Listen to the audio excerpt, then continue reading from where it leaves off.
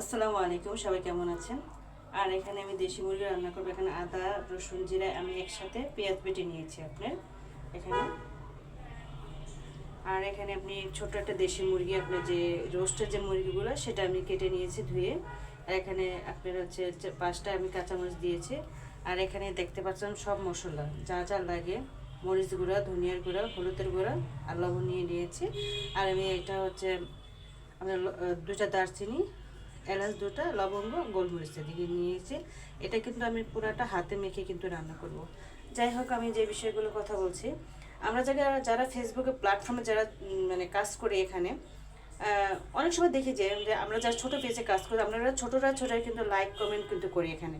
এখানে কিন্তু আদার্স যে বড় যারা আছে, ভাই আফদে, ওনারা কিন্তু আমাদের শ্রদ্ধের ভাজন কিন্তু ব্যক্তি। তো আমরা সবসময় ওনাদের পেজ, যতগুলো পেজ আসে, বিশেষ করে বড় বড় আইডিগুলো আমাদের সামনে সাজেস্ট যখন হয় বা ভিডিও আমাদের সামনে পাঠায় ফরওয়ার্ড থেকে ফেসবুক, তখন কিন্তু আমরা প্রত্যেকটা ভিডিও দেখে সেখানে কিন্তু গঠনমূলক কমেন্টস করি। কিন্তু আমাদের পেজে কিন্তু আমরাই, যারা ছোট আইডিরা রয়েছে তারাই কিন্তু আমরা লাইক কমেন্টস করে থাকি, কিন্তু বড় আইডির থেকে বা কখনো লাইক কমেন্টস কিন্তু করা হয় না। আমরা নিজেরাই করি। আর একটা কথা বলি, এই যে ভাইরাল যে বলি আমরা, যে ভাইরাল হবো, আসলে কি ভাইরাল হওয়াটা আমার কাছে বড় একটা বিষয় নয়।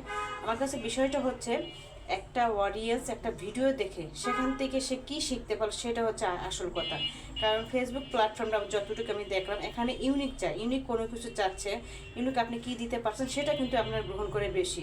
আর ফেসবুক সেটাই কিন্তু সাজেস্ট করে বসে, সেটাই কিন্তু ভাইরাল হয় বেশি।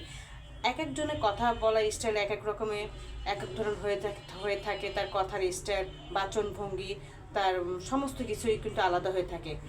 কারোরটা আমি অনুকরণ আমি বলবো যে অনুকরণ করব না, অনুসরণ করব। অনুসরণ করে সেটাকে কিভাবে মডিফিকেশন